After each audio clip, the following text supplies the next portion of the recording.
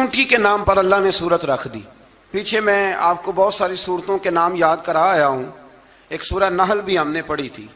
تو اللہ تبارک و تعالیٰ نے اس سورت میں قرآن کریم کی حقانیت، مومنین کی صفات، مختلف انبیاء کے احوال، اللہ تعالیٰ کی توحید پر دلائل، قیامت کی ہولناکیاں اور حیات بعد الموت کا ذکر فرمایا. اس سورت کی ابتدائی آیات میں ایک بار پھر حضرت موسیٰ علیہ السلام کے احوال اور معجزات کا بیان ہے. آیت نمبر 16 سے سلیمان علیہ السلام کا ذکر ہے. وہ داؤد علیہ السلام کے وارث تھے، بیٹے تھے، اور انہیں پرندوں کی بولیاں سکھائی گئیں. جنات اور انسانوں کے لشکر کا ایک فوجی ڈسپلن کے ساتھ ان کے پاس حاضر رہتے تھے. وہ جو ان کا لشکر تھا نا، اس میں انسان بھی تھے، جن بھی تھے، اور اس کے اندر پرندے بھی تھے. ان کا لشکر تھا، وہ ہمیشہ ان کے پاس رہتے تھے. حضرت سلیمان علیہ السلام گزر رہے تھے تو ایک مقام سے آپ گزرے جہاں چیونٹیاں بڑی کثرت کے ساتھ تھیں. تو ایک چیونٹی جو ان چیونٹیوں کی سردار تھی، ان چیونٹیوں کی بڑی تھی، اور مفسرین کرام نے یہ بھی لکھا ہے کہ وہ تھی بھی ایک آنکھ اس کی کوئی نہیں تھی، ایک ٹانگ اس کی کوئی نہیں تھی، لیکن اس حال میں بھی وہ چیونٹی جو تھی وہ چیونٹیوں کی قیادت کر رہی تھی. تو حضرت سیدنا سلیمان علیہ السلام کا لشکر جب وہاں سے گزرا تو وہ کہنے لگی یا ایھا النمل ادخلوا مساکنکم، کہنے لگی چیونٹیوں اپنے بلوں میں گھس جاؤ. کہیں ایسا نہ ہو کہ سلیمان علیہ السلام کا لشکر بے دہانی میں، سلیمان کا لشکر توجہ نہ کرے اور تمہیں پاؤں کے نیچے مسل دے. لہذا اس طرح کرو کہ تم اپنے اپنے بلوں میں گھس جاؤ. حضرت سلیمان ابھی 3 میل دور تھے. تمام مفسرین نے لکھا ہے 3 میل دور تھے. تو وہاں سے چیونٹی بولی تو قرآن کہتا ہے کہ حضرت سلیمان اس کی بات سن کے ہنس پڑے. فتبسم ضاحکا، آپ اس کی بات سن کے ہنس پڑے کہ دیکھو یہ چیونٹی کیا کہہ رہی ہے. ذرا غور کرنا بات پر کہ حضرت سلیمان 3 میل دور فاصلے پر چیونٹی کی بات بھی سن لیتے. مولوی نے قرآن کی آیت پکی یاد کر لی، انا بشر مثلکم. کہتا ہے حضور نے کہا میں تمہاری طرح کا بشر ہوں. نبی ہماری طرح ہوتے ہیں جی. تو وہ تو 3 میل دور چیونٹی کی آواز سن لیتے تھے. اس کے کان میں چیونٹی رکھو بلا، اسے کہو کہ بتا بلا کیا کہتی ہے. کچھ بتائے گا پھر دوڑ لگا دے گا شاید. کان میں رکھو، اس کو کہو بتا چیونٹی کیا کہتی. اور اگر یہ لفظ نہ ہوتے قرآن کے کہ جب انہوں نے سنا تو ہنس پڑے، یہ جملے نہ ہوتے تو شاید اس کو بھی نہ مانتے. لیکن حضرت سلیمان نے سنی چیونٹی کی بات اور جلدی جا. اب اگلی بات کہنے لگا ہوں. بڑے خوبصورت لفظ لکھے ہیں مفسرین نے. فرماتے ہیں دیکھو ایک چیونٹی نے ایک جملہ بول کے اپنے قبیلے کی خیر خواہی کی تو رب نے اس کا جملہ بھی قرآن میں بیان فرما دیا. تو جو ساری زندگی لوگوں کو جملے بول بول کے کہے رب رسول کی طرف آ جاؤ، تو اللہ قیامت میں اس کی بات کو قائم نہیں فرمائے گا. جو بھی کسی کی خیر خواہی کرے وہ ایک جملہ بول کے کرے اور ہو بھی چیونٹی. تو اگر اللہ اس کا ذکر قرآن میں باقی رکھتا ہے تو میں اور آپ اگر کسی کی خیر خواہی کریں گے تو انشاءاللہ ذکر باقی رہے گا. شرط یہ ہے کہ کریں خیر خواہی کرو کسی کی، ایک جملہ بول کے بھی کرو، چیونٹی بھی ہو تو اللہ قرآن میں ذکر باقی فرما دیتا ہے. تو اللہ تبارک و تعالیٰ نے اس بات کا ذکر قرآن مجید میں فرمایا. اس پر کئی کچھ لکھا ہے. اسی طرح سے ایک بات اور لکھی ہے ہمارے مفسرین نے کہ حضرت سلیمان ایک دن اسی طرح نکلے، قحط پڑ گیا تھا، بارش نہیں ہوتی تھی. تو حضرت سلیمان باہر میدان میں نکلے دعا کرنے کے لیے، خشک سالی تھی. تو جب آپ گئے تو ایک چیونٹی اپنے پر پھیلا کے دعا مانگ رہی تھی. تو رب کریم نے فرمایا سلیمان آپ واپس چلے جائیں، بارش آ جائے گی پر آئے گی چیونٹی کی دعا پہ. تو حضرت سلیمان نے عرض کی مولا میں بھی تو اتنا لشکر لے کے آیا ہوں نا، تو چلو ہمیں بھی دعا کر لینے دے. تو چیونٹی کی دعا پہ برسا دینا پر دعا کر لینے دے. فرمایا نہیں آپ واپس جائیں، دعا نہ مانگیں. یا اللہ کیوں؟ فرمایا چیونٹی کا دل ٹوٹ جائے گا، وہ تو کہے گی کہ یہ سلیمان کی لشکر دعا پہ پھر بارش آئی ہے. تو آپ نہ کریں تاکہ اس کے دل میں یہ بات رہے کہ نہیں میرے رب نے میری دعا پہ بارش فرمائی. آپ جائیں، آج بارش آئے گی پر آئے گی چیونٹی کی دعا پہ. تو جو چیونٹی بارش کی دعا کرے قوم کے لیے، اللہ اگر اس کا ذکر قائم رکھتا ہے تو جو اپنی قوم کے لیے ہدایت کی دعا کرے، اور کبھی کبھی گردن جھکا کے دیکھا کرو کہ دل میں رسول اللہ کی امت کا درد کتنا ہے. اگر کہیں حضور کی امت کا درد ہے تو پھر انشاءاللہ ذکر قیامت تک باقی رہے گا. پھر انشاءاللہ قیامت تک آنے والی نسلیں بھی آپ کا ذکر کریں گی اگر حضور کی امت کا درد سینے میں موجود ہے. اسی طرح سے پھر حضرت سلیمان کے لشکر میں نا ایک ہدہد نامی پرندہ بھی تھا. لشکر کا کارکن تھا پرندہ. ہدہد غائب تھا تو حضرت سلیمان کہنے لگے کدھر گیا وہ ہدہد؟ نظر نہ آ جایا سخت سزا دوں گا. یہاں تو کوئی اچھی خبر لائے گا. چونکہ وہ ہدہد پرندہ جاتا تھا تو خبریں لا کے دیتا تھا ورنہ سزا دوں گا. اتنی دیر میں ہدہد بھی آ گیا. یہ پرندے جو کارکن ہوتے ہیں بڑے سیانے ہوتے ہیں.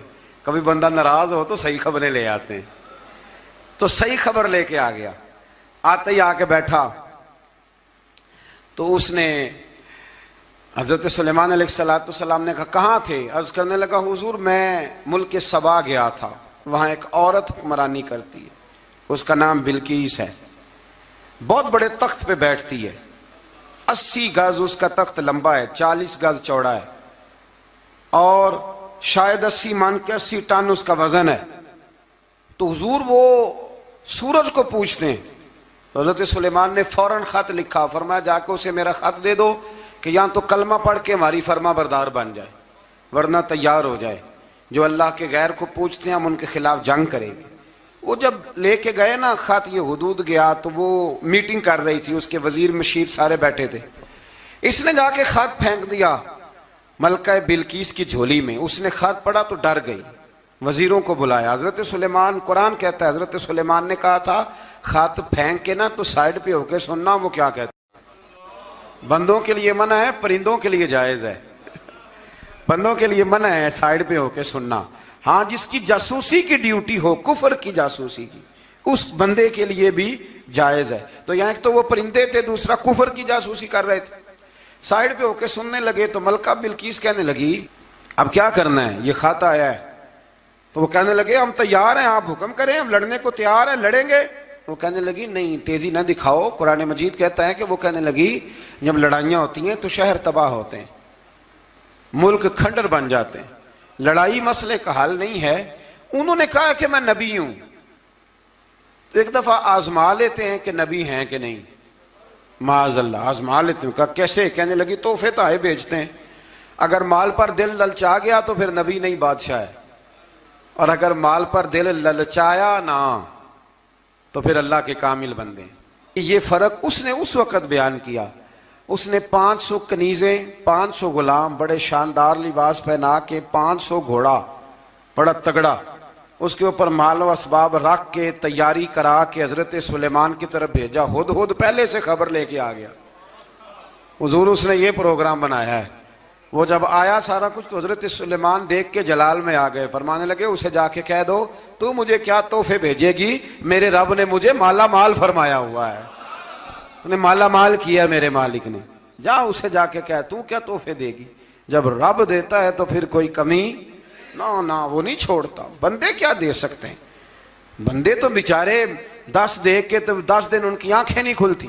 فرمایا مجھے اللہ نے جو دیا ہے کیا بات ہے اس کے دینے کی. تو فرمایا اسے کہو یا فرما بردار ہو کے آ جائے یا جنگ کے لیے تیار ہو جائے, ہم اسے اس کے شہر سے ذلیل کر کے نکال دیں گے. اس نے جا کے جب پیغام دیا تو اور ان لوگوں نے بھی آ کے بتایا کہ وہاں تو ہم عجیب منظر دیکھ کے آئے ہیں کہ جانور بھی ہاتھ باندھے کھڑے ہیں, وہاں تو جنات, سرکش جنات کھڑے ہیں. وہ بادشاہ نہیں, وہ نبی ہیں. وہ جو 500 غلام اور 500 کنیزیں گئی تھی, حوال سنایا آ کے. تو ملکہ بلقیس نے پھر خط لکھا کہ میں فرما بردار ہو کے آ رہی ہوں.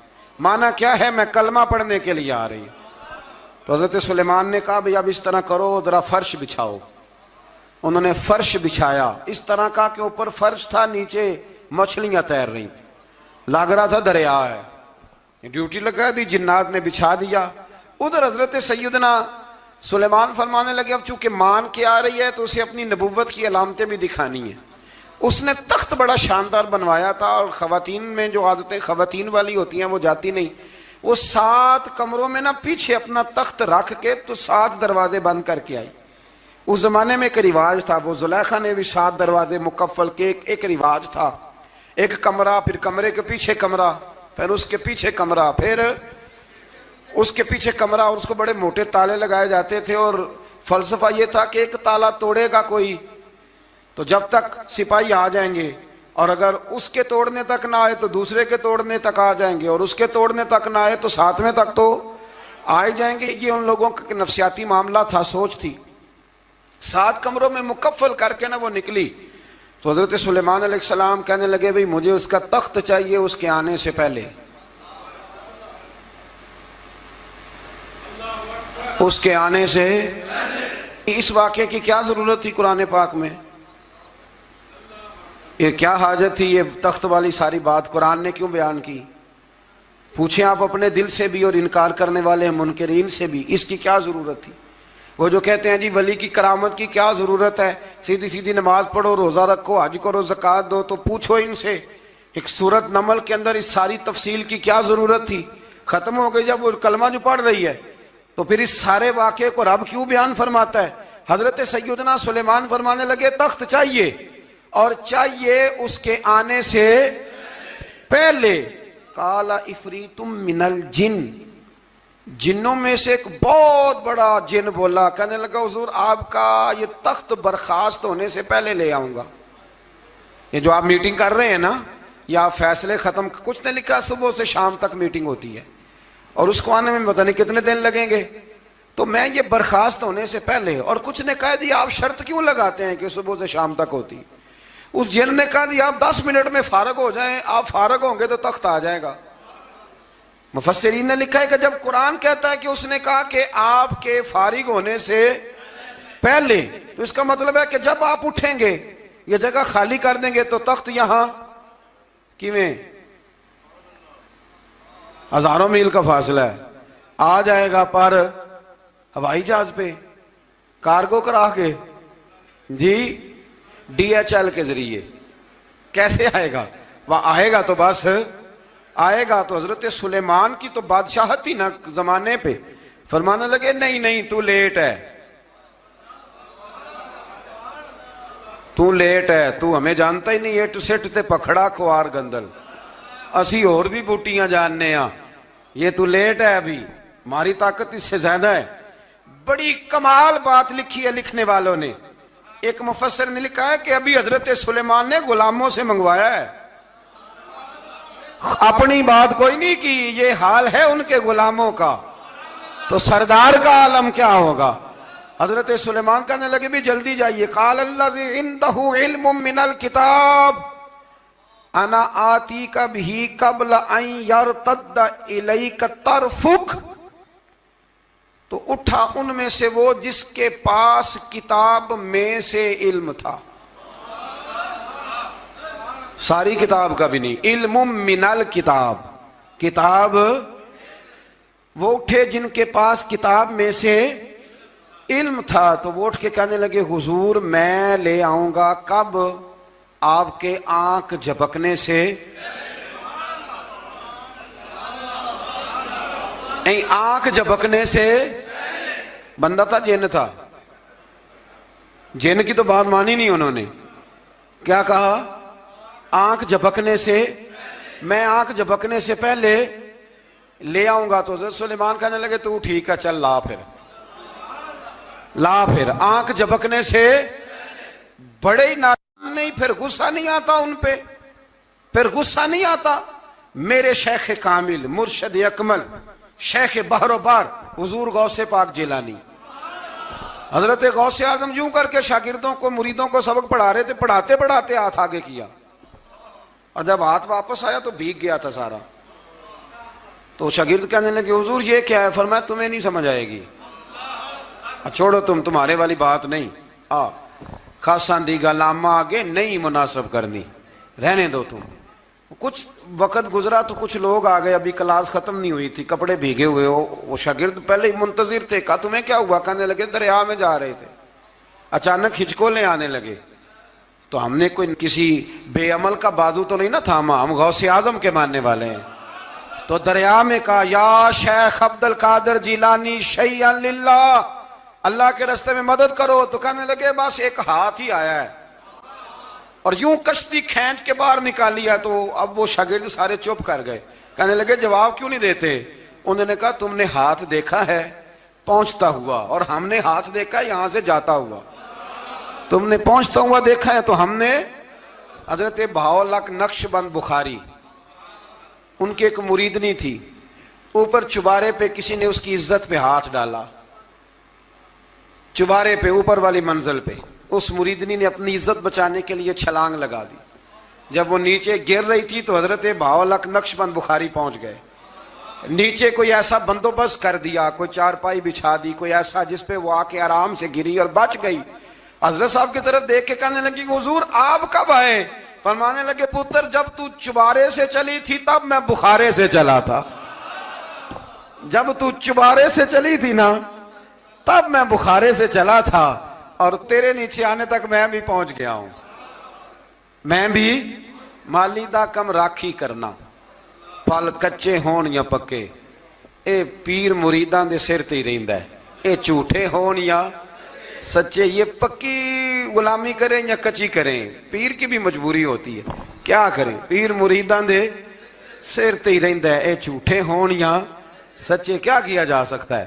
لیکن نا نافرمان بیٹے کا بھی تو جائیداد میں حصہ ہوتا ہے نا، نافرمان بھی ہو تو جائیداد میں حصہ تو، چلو باپ ناراض رہے گا تو اللہ ناراض رہے گا بات الگ ہے، پر جائیداد کا حقدار تو ہے نا، چاہے نافرمان ہی ہے۔ پیر مریداں دے سر تے ہی رہندا ہے، اے جھوٹے ہون یا۔ پھر وہ تخت آ گیا تو حضرت سلیمان سے پوچھا یہ کیا ہے؟ قال ھذا من فضل ربی، فرمانے لگے کچھ بھی نہیں۔ حضرت سلیمان کہنے لگے یہ میرے رب کا فضل ہے۔ شاید سب مفسرین نے بڑی بڑی باتیں کی ہوں، پر یہاں ایک قاضی ثناء اللہ پانی پتی رحمت اللہ علیہ کا فقرہ میں پڑھ رہا تھا، بڑا مزہ آ رہا تھا۔ قاضی صاحب فرمانے لگے اس آیت پہ، قاضی صاحب کہتے ہیں جن پر نرا فضل تھا، ھذا من فضل ربی، نرا فضل، فرمایا ان کی تو اتنی طاقت ہے کہ وہ ہزاروں میل دور سے 80 گز لمبا 80 گز چوڑا تخت آنکھ جھپکنے سے پہلے لے آتے ہیں، اور جن کے بارے میں اللہ فرماتے ہیں وَبَشِّرِ الْمُؤْمِنِينَ بِأَنَّ لَهُم مِّنَ اللَّهِ فَضْلًا كَبِيرًا، فرمایا محبوب اپنے غلاموں کو خوشخبری دے دیں، باقیوں پہ نرا فضل تھا، ان پر تو فضل کبیر ہے، ان پر تو بڑا ہی فضل ہے اللہ کا۔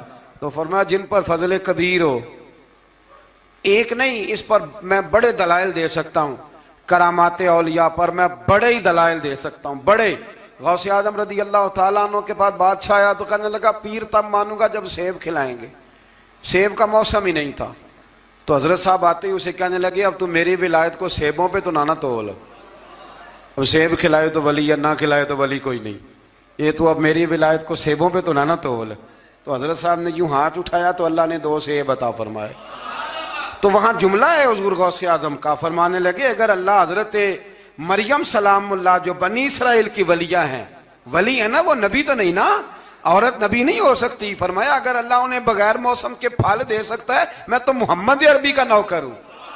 فرمایا اب نہ 2 سیب آئے تھے، تو وہ کہنے لگا میرے تو دل میں 1 سیب تھا نا، تو حضور غوث اعظم نے نا 1 سیب مجھے دیا، 1 میں نے کھایا تو 1 غوث پاک کھانے لگے۔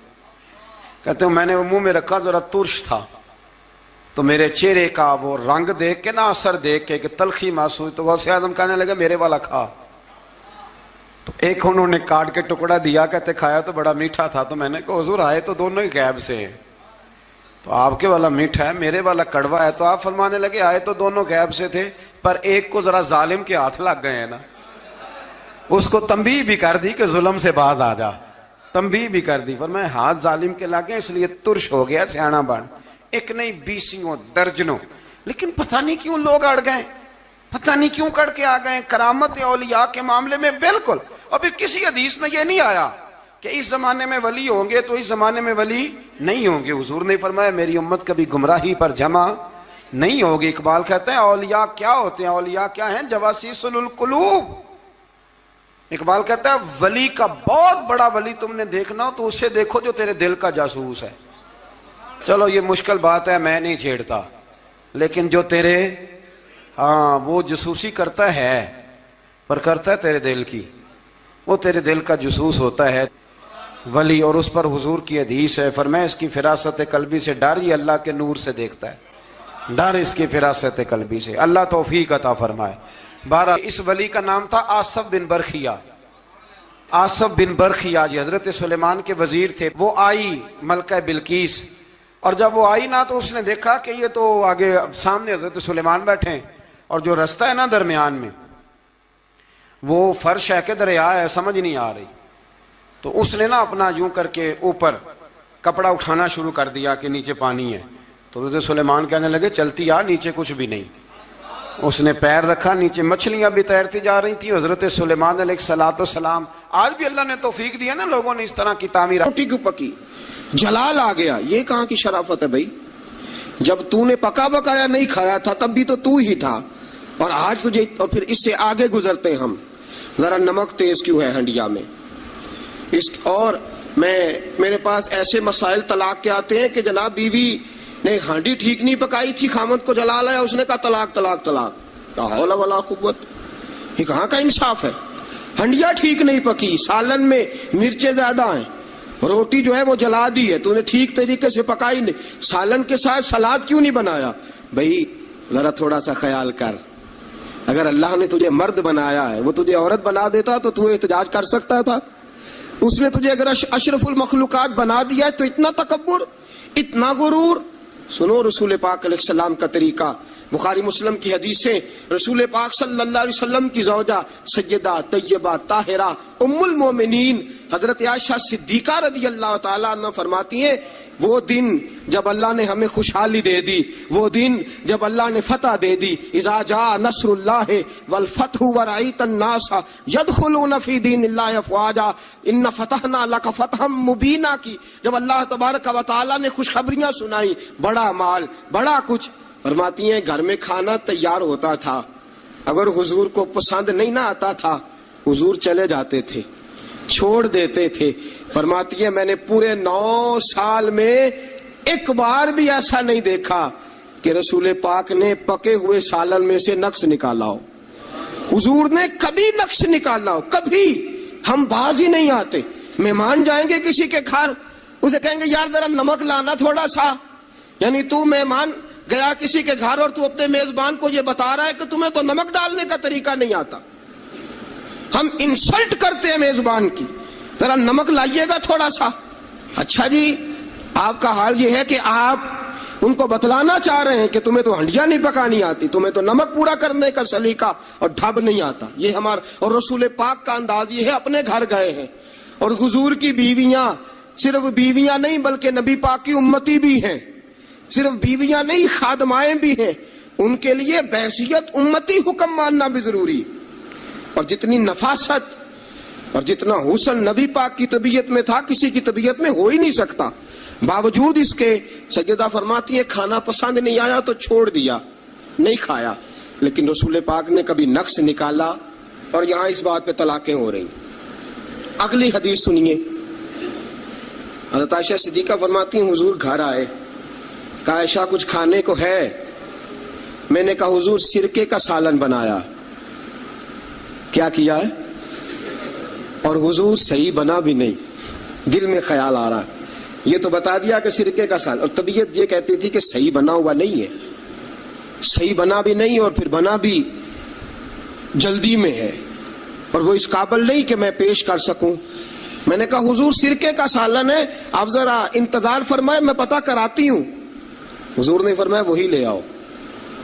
اب حضرت عائشہ صدیقہ کے لفظ سے فرماتی ہیں کہ میرا دل گواہی دیتا تھا کہ سالن ٹھیک نہیں پکا، میں نہیں چاہتی تھی حضور کی خدمت میں پیش کروں۔ فرماتی ہیں میں نے حضور کے سامنے رکھا سرکہ، روٹی رکھی، فرماتی ہیں اب میرا چہرہ اترا ہوا ہے، اب میں امید رکھتی ہوں اس بات کی کہ رسول پاک کچھ تبصرہ فرمائیں گے، امید ہے کہ حضور کچھ جملے کہیں گے، لیکن واہ سلام اس پر کہ جس نے دشمنوں کو بھی کبائیں دی، سلام اس پر کہ جس نے گالیاں سن کر دعائیں دی۔ کیا انداز ہے میرے محبوب کا، اور کیا خوبصورت طرز گفتگو ہے۔ حضرت عائشہ فرماتی ہیں حضور نے لقمہ منہ میں ڈالا، جیسے ہی اندر لقمہ گیا میں منتظر تھی کہ تبصرہ آئے گا، حضور بول لے، لب کھول لے، حکمت کے موتی رول لے، اور حضور نے کیا فرمایا؟ فرمایا عائشہ کیا خوب سالن پکایا ہے، کیا لذیذ سالن پکایا ہے، کیا بات ہے آج تو کھانے کی۔ آج تو کیا بات ہے. حضرت عائشہ صدیقہ رضی اللہ تعالیٰ عنہ فرماتی ہیں میں ذرا سا اپنا چہرہ مدم کر کے پیچھے ہٹی. فرماتی ہے میں نے رخ پھیرا تو میری آنکھوں میں آنسو آ گئے. میں رو پڑی اور میرے دل میں خیال آیا کہ عائشہ تیرے کتنے بڑے مقدر ہیں. خدا نے تجھے ایسا سرتاج اور ایسا شوہر دیا ہے, کائنات میں نہ پہلے کسی کو ایسا ملا ہے, نہ قیامت تک دوبارہ ایسا مل سکے گا. ایسا کوئی محبوب کہیں دیکھا نہ کہیں ہے. بیٹھا ہے چٹائی پہ مگر عرش نشیں ہے, اور ملتا نہیں کونین کو کیا کیا تیرے در سے ایک لفظ نہیں ہے جو تیرے لب پہ نہیں ہے. دوستو, حضرت عائشہ پکانے والی بی بی کہہ رہی ہے کہ صحیح نہیں پکا, اس قابل نہیں کہ خدمت اقدس میں پیش کر سکوں, لیکن میرے محبوب کا طریقہ دیکھو. ہمارا کیا حال ہے. اور بڑی معذرت کے ساتھ, آپ میرے اپنے ہیں, آپ سے ایک بات شیئر کرتا ہوں. ہم تو باہر کا غصہ بھی گھر جا کے نکالتے ہیں. ہم تو اپنے سر کا غصہ بھی, اپنے مینیجر کا غصہ بھی, اور جناب اپنے آفیسر کا غصہ بھی گھر جا کے بیوی پہ نکالتے ہیں. اس لیے کہ گہری جگہ پہ پانی ذرا جلدی آ جاتا ہے نا, یہ جملے ٹھیک نہیں. حضرت عائشہ صدیقہ فرماتی ہیں حضور جب بھی گھر کا دروازہ کھولتے تھے, اور آپ جانتے ہیں میرے رسول پاک کو دنیا میں سب سے زیادہ غم آئے ہیں, سب انبیاء سے زیادہ دکھ نبی پاک علیہ السلام نے برداشت کیے, حدیث صحیح سے ثابت ہے. لیکن باوجود اس کے فرماتے ہیں جب بھی گھر کا دروازہ کھلا حضور آئے, نبی پاک مسکراتے ہوئے گھر میں داخل ہوئے. حضور مسکرات. بعض تو ایسے نادان دوست ہیں کہ گھر میں گئے نہیں اور کرفیو لگا نہیں, بس جناب یہ کیا ہوا, یہ کوئی ڈکٹیٹر گھر میں آیا, یہ کوئی آمر کھپا, کوئی ہلے نہیں, کوئی بولے نہیں, کوئی بچہ بات نہیں کرے, کسی کی جرت نہیں, خبردار کوئی بندہ بولے نہ. بالکل رسول پاک کی ساری ازواج مطہرات 9 کی 9 بیویاں کٹھی ہو کے حضور کے گرد بیٹھ گئیں, ایکا کر لیا ساری کٹھی. اب مطالبہ کیا ہو رہا ہے؟ مطالبہ ہو رہا ہے جناب خرچے زیادہ ہیں, آپ پیسے کم دیتے ہیں, یہ مطالبہ ہو رہا. اور نبی کریم صلی اللہ علیہ وسلم گردن مبارک جھکائے باتیں سن رہے ہیں. حضرت فاروق اعظم آ گئے. حضرت فاروق اعظم کی اپنی صاحبزادی بھی تھی. پردے کی آیات آنے سے قبل کا واقعہ ہوگا یقیناً. جب تشریف لائے اندر داخل ہوئے اور بیبیوں نے دیکھا کہ جناب عمر آ گئے تو دوڑ گئی ساری. کوئی اس دروازے کے پیچھے چھپ گئی, کوئی حجرے میں چلی گئی, کوئی حجرے میں چلی گئی. حضرت عمر کہنے لگے تمہیں تمہاری مائیں روئیں, اللہ کے نبی کے سامنے مطالبے کرتی ہو اور عمر سے شرم کرتی ہو. تمہیں تمہاری مائیں روئیں, اللہ کے نبی کا بھی حیا کرو. حضرت حفصہ جناب فاروق اعظم رضی اللہ تعالی عنہ کی صاحبزادی ام المومنین سیدہ حفصہ رضی اللہ تعالی عنہ پردے کی اوٹ سے چہرہ نکال کے کہنے لگی آپ تو جلالی بڑے ہیں, ڈر لگا ہے. آپ کا تو درہ ہر وقت تیار رہتا ہے نا, ہم دوڑ آئی ہیں. لیکن نبی پاک کے پاس اگر گھنٹوں بھی بیٹھی رہیں وہ اتنے کریم ہیں, ناز ہی اٹھاتے رہتے ہیں. حضور ناز ہی اٹھاتے چلے جاتے. نبی کریم صلی اللہ علیہ وسلم ناز اٹھاتے اس لیے ہم ناز دکھاتی ہیں. حضور ناز اٹھاتے اس لیے ہم ناز دکھاتی. حضرت عمر فاروق رضی اللہ تعالی عنہ کو ان خواتین نے یہ جواب دیا, گویا حضور کی سیرت کا وہ مشترکہ پہلو جو ان 9 ازواج مطہرات کی مشترکہ روایت تھی پیش کی.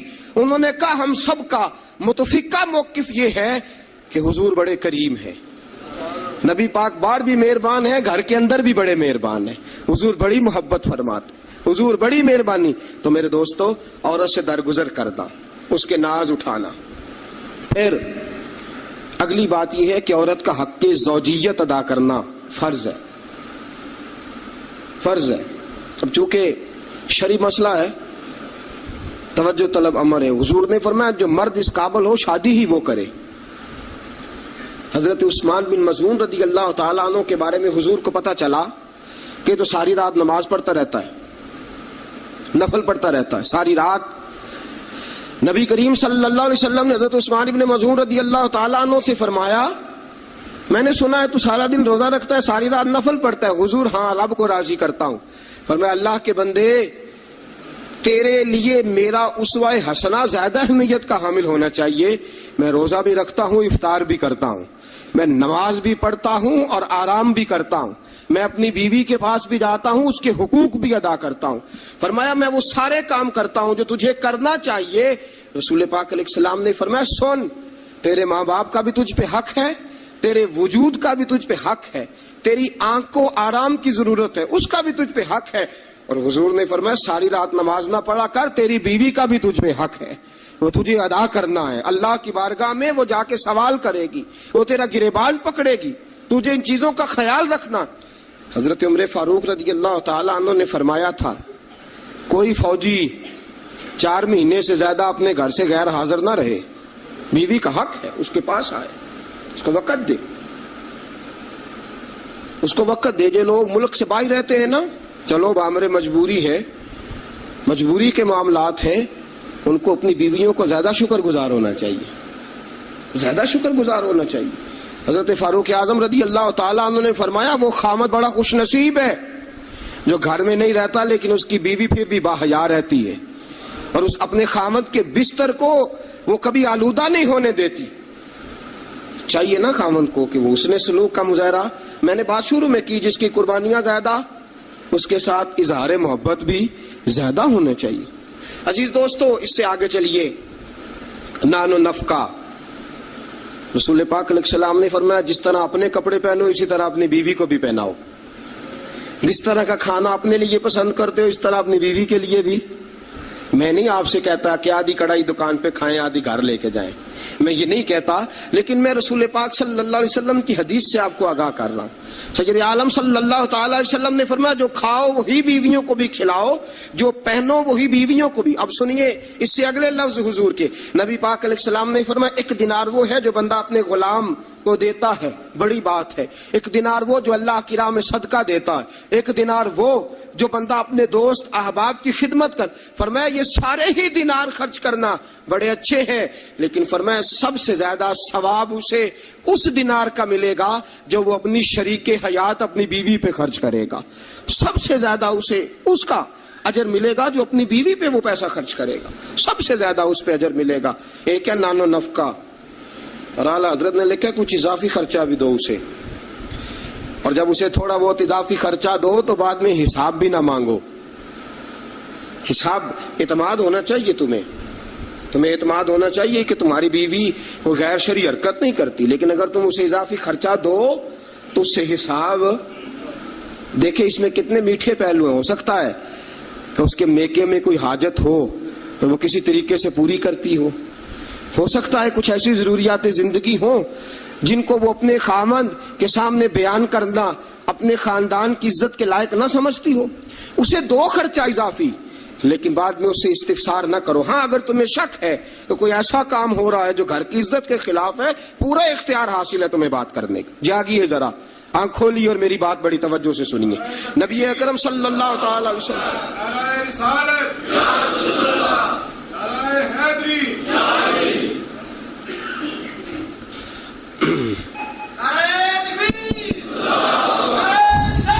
اچھا،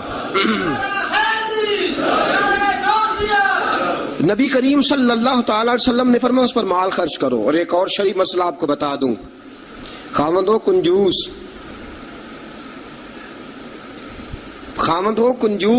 کٹھن مسئلہ ہے نا، اور وہ بیوی کو ضرورت کے پیسے بھی نہ دیتا ہو، تو اس عورت کو اجازت ہے کہ خاوند کی اجازت کے بغیر اس کے پیسے لے کے استعمال کر سکتی ہے۔ شریعت نے اجازت دی ہے نا اسے۔ نہیں، مجھے سویرے ایک صاحب کہنے لگے اتنے حق نہ بیان کر دینا، بیویاں پہلے ہی بہت زیادہ اصرار کرنے والی، اتنے نہ حق بیان کر دینا۔ میں نے کہا حقوق میں نے مقرر کیے ہیں کہ اللہ رسول نے مقرر فرمائے؟ اگر اللہ رسول نے مقرر فرمائے تو میں تو راوی ہوں نا، میں تو ایک راوی، ایک درمیان میں صرف واسطہ ہوں کہ میں نے کہیں سے پڑھا اور آپ تک پہنچا دیا۔ اگر حضرت ہندہ بن ابی سفیان، جناب ابو سفیان کی زوجہ، رسول پاک کی خدمت میں عرض کرنے لگی حضور خامد میرا بڑا کنجوس ہے بھی مالدار، حضور ضرورت کے پیسے بھی نہیں دیتا، نان و نفقہ بھی پورا نہیں کرتا، کپڑی روٹی کے پیسے بھی پورے نہیں کرتا، حضور مجھے پتا ہے پیسے کہاں رکھتا ہے، اپنی مرضی سے لے لوں۔ حضور نے فرمایا ضرورت کے مطابق لینا، یہ نبی پاک کی حدیث سے ثابت۔ فرمایا ضرورت کے پیسے لے سکتی ہے تو، اضافی خرچہ نہیں۔ اضافی خرچہ وہ اپنی مرضی سے، اب جی حق ہے نا عورت کا، بات سخت ہے تھوڑی سی خامدوں کے لیے، لیکن چونکہ حق ہے، عورت کا حق ہے اور اللہ رسول نے اسے دیا ہے، تو بہرحال سمجھنا چاہیے نان و نفقہ اگر کوئی خاوند صحیح ادا نہیں کرے گا تو بیوی کو حق حاصل ہے کہ وہ بغیر اس کی اجازت کے اپنے کھانے کے لیے، اپنے کپڑوں کے لیے، ضروریات زندگی کے لیے وہ بغیر اس کی اجازت کے اس کے پیسے استعمال کر سکتی ہے۔ عزیز دوستو، نبی اکرم صلی اللہ علیہ وسلم نے یہ سارے حقوق بیان فرمائے۔ اب ذرا آگے چلیے، اس سے اگلی بات ہے خاوند کا اپنی بیوی کے ساتھ حسن سلوک کرنا۔ اب دیکھیے میرے محبوب نے کیا فرمایا، فرمایا خیرکم خیرکم لأہلہ، تم میں سب سے بہترین شخص وہ ہے جو اپنے گھر والوں کے لیے بہتر ہے، سب سے بہترین۔ اور حضور نے فرمایا انا خیرکم لأہلہ، فرمایا میرے گھر والوں سے پوچھ لو جا کے، میں سب سے زیادہ اپنے گھر والوں کے لیے بہتر ہوں۔ تم میں سب سے بہتر وہ ہے جو بچوں کے لیے بہتر ہے، گھر والوں کے لیے، اس کا سلوک اپنی بیوی بچوں کے لیے اچھا ہے۔ میں نے وہ ساری باتیں شروع میں عرض کر دی، تادیباً عورت کو ہلکی پھلکی سزا دینے کی اجازت دی، لیکن ساتھ ساتھ جو حقوق متعین فرمائے، حسن اخلاق کا جو مظاہرہ فرمایا، میٹھی بات کرنے کا حکم دیا، عورت کے ساتھ نرم لب و لہجہ اختیار کرنے کا حکم ارشاد فرمایا، فرمایا وہ سارا کچھ چھوڑ چھاڑ کے آئی۔ اور پھر دوسرا نقص یہ ہے، اس کی ایک فطری کمزوری ہے کہ وہ ناقص العقل ہے، وہ ٹیڑھا پن رکھتی ہے، اس کی طبیعت میں شامل ہے۔ تو اعلیٰ ظرف ہے، تو مرد ہے، اللہ نے تجھے افسر بنایا، تیرا کام ہے کہ اس کے ساتھ حسن سلوک کرے۔ نبی اکرم صلی اللہ تعالی علیہ وسلم کی پیاری زوجہ سیدہ طیبہ طاہرہ حضرت عائشہ صدیقہ رضی اللہ تعالی عنہ فرماتی ہیں، میں حضور گھر میں ہوتے تھے تو بے تکلف گفتگو کر لیتی تھی، بے تکلف، جو مجھے کہنا ہوتا تھا میں بغیر جھجک کے نبی کریم علیہ السلام کی خدمت بابرکت میں بات عرض کر دیتی تھی۔ فرماتے ایک موقع ایسا آیا کہ حضرت صفیہ رسول پاک کی زوجہ فرماتی ہیں کہ اونٹ میرا کہیں گم ہو گیا، میں رونے لگ گئی، اونٹ گم ہوا اور میں رونے لگ گئی۔ صفیہ فرماتی ہیں رسول پاک صلی اللہ علیہ وسلم تشریف لائے اور نبی پاک علیہ السلام نے پہلے اپنی مقدس چادر مدثر والی اور مزمل والی کملی، فرماتے حضور نے اس کے ساتھ میرے آنسو صاف کیے، اور آنسو صاف کر کے حضور نے کچھ ایسی باتیں چھیڑ دی کہ میں نے ہنسنا شروع کر دیا۔ نبی پاک دلجوئی فرما رہے ہیں، رسول پاک صلی اللہ علیہ وسلم دلجوئی فرما رہے ہیں۔ فرماتی ہیں یہ انداز حضور ہمارے ساتھ اختیار۔ حضرت عائشہ صدیقہ فرماتی ہیں میں چھوٹی سی تھی جب حضور کے گھر آئی، میں اپنی سہیلیوں کو کہتی کہ فلانے ٹائم حضور گھر نہیں ہوتے، آ جانا مل کے کھیلیں گی، آ جانا۔ فرماتی چھوٹی سی تھی جب رسول پاک کے حرم میں داخل ہو گئی، اپنی سہیلیوں کو کہتی حضور فلاں وقت نہیں ہوتے، آ جانا مل کے کھیلیں گے۔ فرماتی ہیں بچیاں میرے ساتھ کھیلتی اور حضور کبھی بے وقت آ جاتے، جو آنے کا وقت نہ ہوتا، کسی کام سے آ جاتے۔ فرماتی ہیں جب حضور آتے تو میری سہیلیاں چھپ جاتی۔ ایک دن ایسا ہوا کہ وہ ساری بچیاں چھپ گئیں۔ سبحان اللہ، قربان جائیں رسول پاک کے طرز پر، انداز محبت پر۔ فرماتی ہیں حضور اٹھے، اب حضور سے کوئی چیز چھپ تو نہیں نہ سکتی۔ اعلیٰ حضرت فرماتے ہیں اور کوئی غیب تم سے نہا ہو بھلا جب خدا ہی نہ چھپا رہا، جب خدا ہی نہ چھپا، جب اللہ نہیں چھپا تو اور کیا چیز چھپے گی۔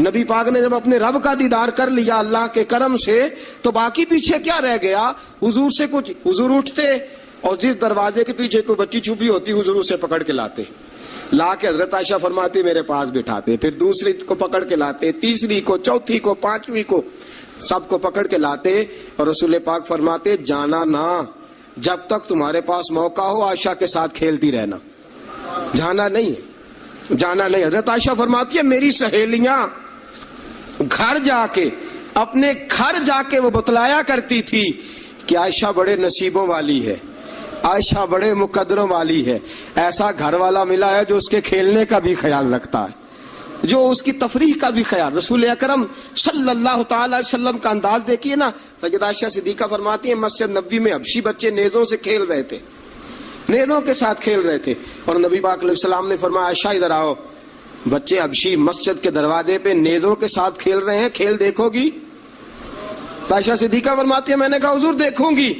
تو رسول پاک صلی اللہ تعالی وسلم نے نا اپنے جبہ مبارک کے اندر، اپنی چادر مبارک کے اندر مجھے چھپا لیا، میری صرف آنکھیں نظر آتی تھی۔ فرماتی ہے میں نبی پاک علیہ الصلوۃ والسلام کے مقدس مغل مبارک کے اندر چھپی وہ کھیل دیکھتی رہی، देखती रही और महजूज होती रही। हुजूर ने फरमाया आयशा बस करें अब। फरमाती है मैंने कहा नहीं अभी और देखना है। फरमाती है रसूल पाक के लफ्ज हैं बस करें और देखना है। फरमाया हुजूर फिर खड़े रहे। रसूल पाक की चाहत और हजरत आयशा सिद्दीका की चाहत, जब नबी पाक ने बहसियत शौहर अपना उसवा हसना पेश किया तो किस अंदाज में पेश किया? फरमाया नहीं, जब तक तू कहेगी मैं खड़ा दिखाता रहूंगा। हजरत आयशा सिद्दीका रदी अल्लाह ताला अन्हा फरमाती हैं जब तक मैं देखती रही रसूल पाक मेरी ख्वाहिश के लिए खड़े रहे। दो जहां के बादशाह, दो जहां के वाली, फरमाते हैं एक बीबी, उसकी चाहत के लिए हुजूर कितनी देर खड़े रहे। कितने काम करते हैं हम अपनी बीवियों की चाहत के हवाले से, और कितना हम वक्त सर्फ करते हैं सिर्फ इसलिए कि आज चलो बीवी की ख्वाहिश है और हम थोड़ी देर के लिए कुछ वक्त ऐसा निकाल लें जो फकत हमें ऐसा दे जिससे उसकी तबीयत को हम थोड़ा खुश कर सके। नबी अकरम सल्लल्लाहु ताला अलैहि वसल्लम का अंदाज देखिए ना। हज़रत आयशा फरमाते हैं कि अल्लाह के महबूब अलैहिस्सलाम एक जंग से वापस आए तो फरमाया आयशा मेरे साथ दौड़ लगाओगी? हम समझते हैं तहजीब के खिलाफ है, मैं तो बड़ा महज़ब होता हूँ जी, मैं बड़ा महज़ब आदमी हूँ। और एक और मुसीबत है हमारे यहाँ, नबी पाक सल्लल्लाहु अलैहि वसल्लम औरतों के साथ घर का काम काज भी कराते थे। क्या ख्याल है आपका? औरतों के साथ घर का काम काज भी, क्या ख्याल है आपका? वैसे ये सुन्नत है ना नबी पाक सल्लल्लाहु अलैहि वसल्लम। आपको जितना मर्जी कोई ताना दे कि ये बीवी का मुरीद हो गया है, जोरू का गुलाम हो गया है, आप कह सकते हैं मैं मुस्तफा की सुन्नत अदा कर रहा हूं, मैं नबी पाक सल्लल्लाहु अलैहि वसल्लम की। और नौजवान फख्र करते हैं बाहर निकल के, मैंने नहीं कभी बोलने दिया उसे। भाई ये आला इखलाक की बात नहीं है जो तू सुना रहा है, ये आला इखलाक वाली बात नहीं कि तू बाहर बैठ के कहे जी भाई उसकी जुर्रत है मेरे सामने बोल जाए, ये आला इखलाक की बात नहीं है। ये आला, ये कोई जुर्रत वाला मामला है? औरत पे जुर्रत दिखाना भी कोई कमाल है? रसूल अकरम सल्लल्लाहु ताला अलैहि वसल्लम ने फरमाया आयशा दौड़ लगाओगी? हज़रत आयशा सिद्दीका फरमाती हैं कि मैं जवान थी, मेरा वजूद उस वक्त पतला था, मैंने कहा हुजूर लगा लें दौड़। हुजूर से ज्यादा कोई मुहज़्ज़ब नहीं, नबी पाक से ज्यादा कोई तहजीब का अलमबरदार, नबी पाक से ज्यादा कोई बावकार नहीं। लेकिन मेरे दोस्तों ये अंदाज हुजूर ने क्यों इख्तियार फरमाया? तेरी और मेरी तरबियत के लिए इख्तियार फरमाया, तुझे और मुझे दर्स देने के लिए इख्तियार फरमाया। और नबी पाक से ज्यादा मसरूफ भी कोई नहीं। अगर कोई ये दावा करे कि बड़ा मसरूफ होता हूं, मैं कैसे वक्त निकालूं अपनी बीवी के लिए? रसूल पाक की जिंदगी बड़ी मसरूफ जिंदगी है, बड़ी मानाखेज जिंदगी, एक एक लम्हा मेरे महबूब का मसरूफ है। लेकिन आप अंदाज क्या इख्तियार फरमाते हैं? मैं आयशा चलो दौड़ो। हजरत आयशा सिद्दीका फरमाती हैं दौड़ लगाई और मैं जीत भी गई, दौड़ लगाई भी, हुजूर पीछे रह गए, मैं आगे निकल गई। फरमाते हैं रसूल पाक ने मुझे खजूरें भी अता फरमाई, नबी पाक ने मुझे पानी भी पिलाया, दौड़ के दौड़ती दौड़ती थक गई। फरमाती हैं फिर एक मौका आया, हुजूर ने फरमाया आयशा आज फिर दौड़ लगा लो। फरमाती है मेरा वजूद थोड़ा मोटा हो गया था, थोड़ा सा वजूद मेरा भारी हो गया था। रसूल पाक ने फरमाया लगाओ दौड़। आयशा सिद्दीका फरमाती हैं दौड़ लगाई तो हुजूर जीत गए, रसूल पाक जीत गए, मैं पीछे रह गई। हुजूर ने फरमाया आयशा ये पिछली दफा का बदला हो गया है, मैंने आज तुम्हें कहा ही इसलिए था कि मुझे पता था आज हार जाओगी।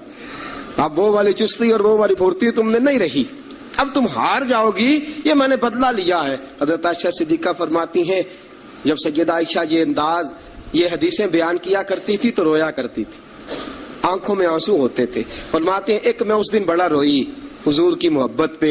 एक बूढ़ी औरत हमारे घर आई, बूढ़ी औरत, फरमाती हैं कि उसके हाथ के अंदर लाठी थी, लाठी टेकती हुई आई और जब उसने बाहर से आवाज दी, फरमाती हैं रसूल पाक झट से चारपाई पे बैठ गए।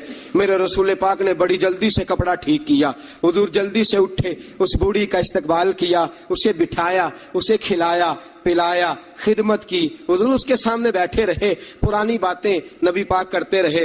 बताइए फलां का फिर क्या हाल है, वो फलां मौके पे फिर क्या बना था, फिर क्या हुआ था। सैयदा तैयबा ताहिरा आयशा सिद्दीका फरमाते हैं मुझे समझ ना आई माजरा क्या है, मामला क्या है, ये बीबी कौन है, हुजूर ने क्या किस किस्म का तज़किरा छेड़ दिया है। सैयदा आयशा फरमाती हैं बीबी चली गई, मैंने समझा बड़ी कोई मुअज़्ज़ज़ औरत है, हुजूर ने इतना इकराम किया, इतना एहतराम किया, इतनी खिदमत की, जाते दफा खजूरें तोहफे में अता फरमाई, बड़ी कोई मुअज़्ज़ज़ बावकार पता नहीं कौन आली मर्तबत औरत है। हजरत आयशा सिद्दीक़ा फरमाती हैं हुजूर ने जब उस औरत का तारुफ कराया, फरमाती है मेरे दिल से दुआ निकली, आप वाकई अल्लाह के सच्चे रसूल हैं। वो बीबी कौन है? रसूल पाक अलैहिस्सलाम जब वो बीबी गई, हजरत आयशा सिद्दीक़ा फरमाती है रसूल पाक की आंखों में आंसू आ गए। मैंने कहा हुजूर बीबी कौन है? हुजूर रो पड़े। नबी पाक थोड़ी देर के बाद आंसू पूछ के कहने लगे, आयशा ये खतीजा तुल कुबरा की सहेली है, ये खतीजा की सहेली है। हम मक्के में जब रहा करते थे, जो हमारे पड़ोस में रहा करती थी, ये खतीजा के पास आके बैठा करती थी, ये खतीजा के पास आके दुखड़े बयान किया करती थी, ये खतीजा के साथ वक्त गुजारती थी। हमने बड़े दुख इकट्ठे देखे हैं, हमने बड़ा करब का जमाना इकट्ठे गुजारा है। अब काफी अरसे के बाद ये भी मदीने मुंतकिल हुई, मुझे खबरें मिल रही थी। आज जब आई है तो मुझे वो खतीजा की वफाओं वाला दौर फिर से याद आया है, वो खतीजा की मोहब्बतें फिर से याद आई हैं, वो खतीजा कुबरा ने जो मेरे साथ कठिन वक्त गुजारा था, वो जो दुखों की वादियां मैंने और खतीजा ने इकट्ठे सर की थी, वो शेब अबी तालब के दिन जो मैंने और खतीजा ने भूख में काटे थे, वो ओजड़ियां मेरे सर पे जो काफर रखते थे, और खतीजा मोहब्बत और प्यार के साथ कहती थी सोनिया गम न करना, अल्लाह बड़ी इज्जतें अता फरमाएगा। फरमाया मुझे वो सारे दुख और वो सारी परेशानियां क्यों ना